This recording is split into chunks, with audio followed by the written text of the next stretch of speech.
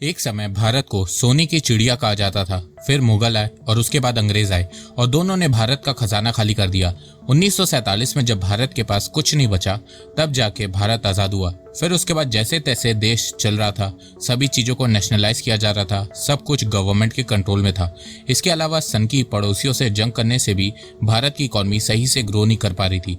पर फिर 1991 से भारत में इकोनॉमिक ग्रोथ की शुरुआत हुई। लिबरलाइजेशन, प्राइवेटाइजेशन और ग्लोबलाइजेशन जैसे इकोनॉमिक रिफॉर्म लाए गए। पर 2004 से 2014 के बीच भारत फिर से अपने रास्ते से भटक गया। भारत में करप्शन पीक पे थी और चाइना भारत से तेजी से आगे निकल रहा था। पर फिर वो समय आया जिसका इंतजार हर भारतीयों को था और वो समय था 2014 का जनरल इलेक्शन। उसके बाद से समझो सबके मन में एक आशा सी जाग गई कि अब हमारे अच्छे दिन आएंगे।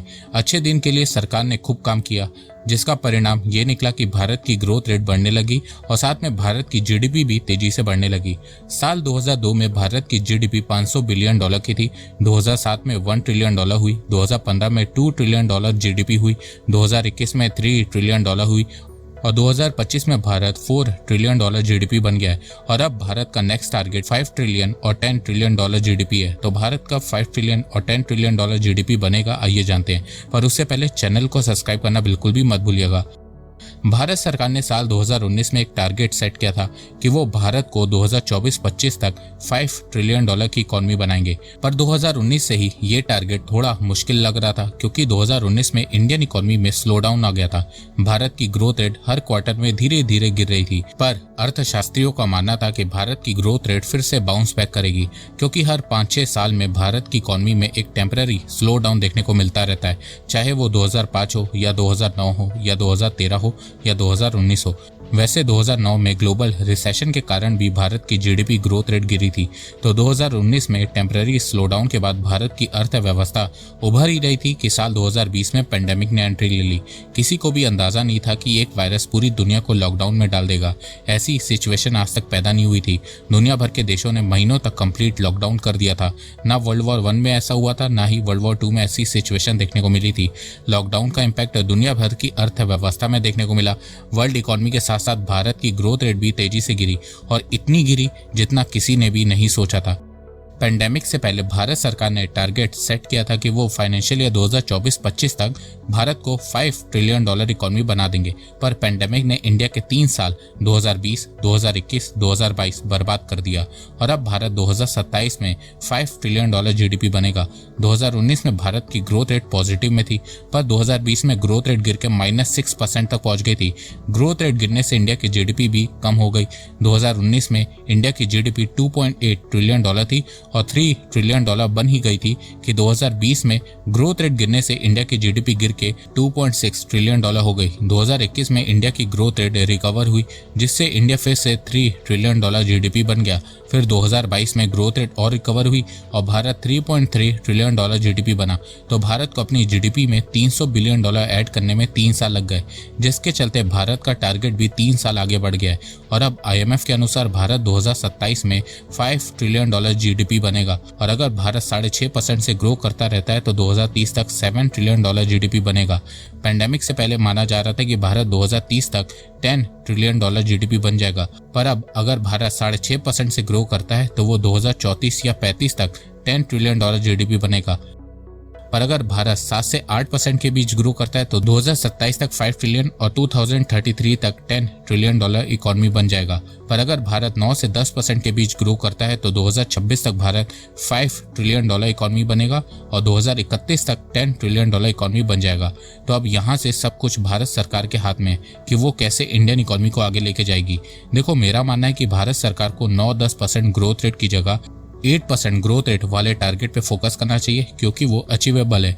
9-10% ग्रोथ रेट को मेंटेन रखना बहुत मुश्किल होता है, वो सिर्फ चाइना कर सकता है। और मैं आपको एक सच भी बात बता दूं कि भारत चाइना की तरह ग्रो नहीं कर सकता है, क्योंकि चाइना में पॉलिटिक्स नहीं होती है, भारत में पॉलिटिक्स सबसे ज़्यादा होती है। इंफ्रास्ट्रक्चर को लेके प्रोटेस्ट होता है, फैक्ट्रीज को लेके प्रोटेस्ट होता है। कुछ इन्फ्लुएंसर ऐसे हैं जिनका मेन मोटिव भारत को नीचा दिखाना, कम दिखाना होता है। एक इंसान तो जर्मनी में रह के भारत में हाईवे, एक्सप्रेसवे बनाने के अगेंस्ट में रहता है, जबकि जर्मनी में यूरोप की सबसे बेस्ट रोड, हाईवे और एक्सप्रेसवे है। और इन्हीं के भाई बंधु इंडियन इकोनॉमी पे वीडियो बनाते हैं। भारत 4 ट्रिलियन डॉलर जीडीपी बना तो वो पर कैपिटा को लेके रोने लगते हैं, जबकि वो परचेजिंग पावर पर पैरिटी की बात ही नहीं करते हैं। तो ये सब चीजें चाइना में नहीं होती है। चाइना में कम्युनिस्ट पार्टी ने जो कह दिया वो कह दिया। भारत में ये पॉसिबल नहीं है। तो भारत को 8% ग्रोथ रेट को टारगेट करना होगा और उसके लिए भारत को अपनी जीडीपी में इन्वेस्टमेंट के शेयर को बढ़ाना होगा। आसान भाषा में समझाता हूँ, इस समय भारत की जीडीपी में 59% शेयर कंजप्शन का है। मतलब भारत में जो प्रोडक्शन होती है या कोई भी चीज बनती है वो ज्यादातर भारत के लोग ही कंज्यूम कर लेते हैं, क्योंकि भारत की आबादी बहुत ज्यादा है, इसीलिए भारत को कंजप्शन बेस्ड इकोनॉमी कहा जाता है। तो जहां भारत की जीडीपी में 59% शेयर कंजप्शन का है, वहीं 27% शेयर इन्वेस्टमेंट का है। तो भारत को 27% इन्वेस्टमेंट शेयर को बढ़ाना होगा, क्योंकि देखो भारत कभी भी कंजप्शन के दम पे तेजी से ग्रो नहीं कर सकता है। अगर भारत को तेजी से ग्रो करना है, अपने एक्सपोर्ट को बढ़ाना है, तो उसे जीडीपी में इन्वेस्टमेंट के शेयर को बढ़ाना होगा। अभी भारत की जीडीपी में इन्वेस्टमेंट का शेयर 27% है। भारत सरकार इसे 35% तक लेके जाना चाहती है। अब आप लोग पूछोगे कि इन्वेस्टमेंट के शेयर बढ़ने से देश की अर्थव्यवस्था को कैसे फायदा होगा। तो देखो, जब देश में इन्वेस्टमेंट बढ़ती है उससे इंफ्रास्ट्रक्चर बेटर होता है, बहुत सारी नौकरियां पैदा होती हैं, लोग गरीबी से बाहर आते हैं, उनके पास पहले के मुकाबले ज्यादा पैसा आता है, उससे वो और ज्यादा सामान खरीदते हैं, इससे प्रोडक्ट की डिमांड बढ़ती है, फिर उससे और ज्यादा प्रोडक्ट मैन्युफैक्चर होने लगते हैं, उससे कंपनीज को फायदा होता है, वो और मैन्युफैक्चरिंग यूनिट खोलती है और फिर और नौकरियां पैदा होती हैं, फिर और लोग गरीबी से बाहर आते हैं। और ये चीज एक साइकिल की तरह काम करती है। इसके अलावा इंफ्रास्ट्रक्चर में इन्वेस्ट करने से स्टील, सीमेंट और बहुत सी इंडस्ट्रीज को फायदा होता है। देश में इंफ्रास्ट्रक्चर स्ट्रांग होता है, लॉजिस्टिक कॉस्ट कम होती है, जिससे कंपनीज को मैन्युफैक्चरिंग करना सस्ता पड़ता है। ये चीज US, China, south Korea, Japan, Europe सबने की है, तभी उनकी इकोनॉमी जल्दी से ग्रो हुई है। इन देशों की सरकारों ने लंबे समय तक जीडीपी में इन्वेस्टमेंट का शेयर 40 से 45% तक रखा है। चाइना का एग्जांपल लेते हैं। चाइना की ग्रोथ रेट 2000 से 2020 तक ऑन एन एवरेज 9% थी, वहीं 2004 से 2014 के बीच 10% थी। अब आप लोग सोच रहे होंगे ग्रोथ रेट कैसे बढ़ी। तो देखो, जहां 2000 में चाइना की जीडीपी में इन्वेस्टमेंट का शेयर 33% था, वहीं 2011 में यह बढ़ के 47% हो गया था और अभी भी ये 40% है। तो भारत को भी जीडीपी में इन्वेस्टमेंट के शेयर को बढ़ाना होगा। इसके अलावा 8% की ग्रोथ रेट को मेंटेन करने के लिए भारत सरकार को अपने एक्सपोर्ट को बढ़ाना होगा। साथ में उन देशों के साथ फ्री ट्रेड एग्रीमेंट साइन करना होगा जहां पे भारत का एक्सपोर्ट बढ़ सके। इसके अलावा भारत को मैन्युफैक्चरिंग सेक्टर को और बढ़ाना होगा ताकि भारत में इंडस्ट्रियल प्रोडक्शन बढ़ सके। इसके अलावा भारत सरकार को अनएम्प्लॉयमेंट को कम करना होगा, हेल्थ केयर और एजुकेशन सेक्टर में ध्यान देना होगा, साथ में time to time economic reform करना होगा। अब कुछ लोग बोलेंगे कि नॉमिनल जीडीपी से कुछ फायदा नहीं होता है, पर कैपिटा से होता है। अभी भारत ने जापान को नॉमिनल जीडीपी में हराया है, पर जापान की पर कैपिटा $34,000 है और भारत की $2,900 है। भारत को जापान को पर कैपिटा में हराने में सालों लग जाएंगे। तो देखो, मैं आपको रियलिटी बता दूं कि भारत जापान को पर कैपिटा के मामले में आने वाले 50 सालों में भी नहीं बीट कर पाएगा, क्योंकि पर कैपिटा पॉपुलेशन बेस होती है। भारत की आबादी 142 करोड़ है और जापान की 12 करोड़। भारत की आबादी तेजी से बढ़ रही है, वहीं जापान की आबादी तेजी से गिर रही है। और भारत तो छोड़ो, चाइना भी जापान को बीट नहीं कर पाएगा। चाइना की पर कैपिटा $13,500 है। चाइना ने 2010 में जापान को नॉमिनल जीडीपी में बीट कर दिया था। चाइना की पर कैपिटा 2035 तक $30,000 पहुंचेगी अगर चाइना 6% से ग्रो करता है तो। पर आने वाले समय में चाइना की ग्रोथ रेट 4% से भी कम होने वाली है, तो चाइना भी आने वाले 20-25 सालों तक जापान को पर कैपिटा में बीट नहीं कर पाएगा। तो पर कैपिटा को लेके इतना रोने की जरूरत नहीं है। पर कैपिटा भारत में लोगों की इनकम कितनी है वो सही से नहीं बता पाता है। भारत के 1% रिच लोगों के पास देश की 40% वेल्थ है। इसके अलावा भारत में ज्यादातर महिलाएं काम नहीं करती है, उन्हें कोई सैलरी नहीं मिलती है, उनकी कोई इनकम नहीं होती है। तो पर कैपिटा को लेके इतना ऑब्सेस मत हो। जब देश की जीडीपी बढ़ेगी तब पर कैपिटा इनकम भी बढ़ जाएगी।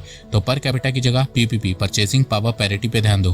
देखो, अगर आपको किसी भी देश की अर्थव्यवस्था को समझना है तो वो आप सिर्फ गुड एंड सर्विसेज कितना प्रोड्यूस हो रहे हैं उसके बेसिस पे नहीं समझ पाओगे। आपको देश की कॉस्ट ऑफ लिविंग को भी देखना पड़ेगा कि उस देश में चीजों की कॉस्ट कितनी है, प्रोडक्ट की प्राइस कितनी है, सर्विस कॉस्ट क्या है, लिविंग कॉस्ट क्या है। चाइना की पर कैपिटा इनकम इंडिया से ज्यादा है, पर अगर कॉस्ट ऑफ लिविंग कंपेयर करें तो इंडिया चाइना से ओवरऑल 40% सस्ता है। रेस्टोरेंट के मामले में 25%, ग्रोसरी में 41%, ट्रांसपोर्टेशन में 26%, हाउसिंग में 44%, चाइल्ड केयर में 89%, एंटरटेनमेंट एंड स्पोर्टिंग में 15%, क्लोथिंग में 42%। इसी तरह अगर आप इंडियन सिटीज को चाइना की सिटीज से कंपेयर करेंगे तो उनकी कॉस्ट ऑफ लिविंग भी कम है। हाँ, पर मंथली एवरेज सैलरी चाइना में $1,069 है, वहीं इंडिया में $645 है। तो हमें सबसे पहले अपने देश में लोगों की इनकम को बढ़ाना होगा, साथ में अपॉर्चुनिटीज को भी क्रिएट करना होगा। और वैसे मैं एक बात आपको बता दूं कि जो ग्लोबल कंपनीज होती हैं कॉस्ट ऑफ लिविंग को देख के ही इन्वेस्ट करती हैं। जहां पे प्रोडक्ट कॉस्ट कम होती है, रॉ मटेरियल कॉस्ट कम होती है, लेबर कॉस्ट कम होती है, वहां पे कंपनीज मैन्युफैक्चरिंग करना प्रेफर करती हैं। भारत में कॉस्ट ऑफ लिविंग कम होने से भारत अफोर्डेबल प्राइस में प्रोडक्ट बना के एक्सपोर्ट कर सकता है और इसीलिए अब बड़ी बड़ी कंपनी जैसे कि एप्पल, सैमसंग इंडिया में अपना प्रोडक्शन बढ़ा रही है। तो भारत को बस अपने इंफ्रास्ट्रक्चर को स्ट्रॉन्ग करते रहना होगा, क्वालिटी ऑफ लेबर फोर्स को पैदा करना होगा और इतना करने से ही भारत भी चाइना की तरह इकोनॉमिक पावर हाउस बन सकता है। तो दोस्तों, आपको ये वीडियो कैसा लगा? आप अपनी राय मुझे कमेंट सेक्शन में बताइए। तो अब तक के लिए बस इतना ही। धन्यवाद। जय हिंद, जय भारत।